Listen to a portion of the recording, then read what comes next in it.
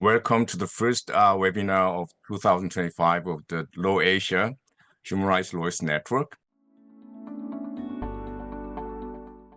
Small island states and surrounded by the ocean, the marine environment is of critical importance, not only to our people, but also to our economies.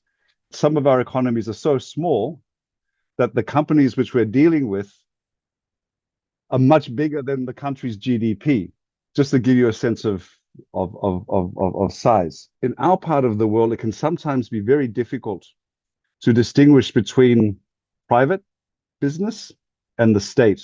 In the final report that served as basis for the omnibus proposal, it has been confirmed that the largest importers, representing around 10% of the total amount of importers falling under the CBAM scope, accounted for around 99% of the carbon emissions, which is why the proposed simplifications aim to limit the number of companies subject to CBAM, while ensuring that more than 99% of the carbon emissions embedded in the CBAM goods are maintained in scope. For Malaysia to move forward, we must, first of all, break away from siloed governance models. Environmental policy cannot treat emissions, business responsibility, and water governance as separate issues.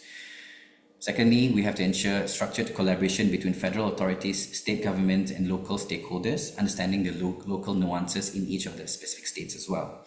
And lastly, we must prioritize climate resilience, not just carbon compliance, by integrating climate risk assessment and adaptation planning into Malaysia's frameworks.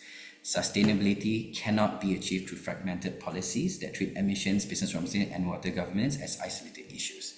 Said environmental right is the right one, and it includes right to be safe from climate change. And this was quite significant for us because although the Korean constitution has a separate provision on healthy environment, but it was rarely used. So it's actually the first case that the court applied environmental rights to an actual environmental issue rather than noise or these living condition issues. What really matters for us now is determining whether this is a time for discretion or whether this is a time for a normative decision.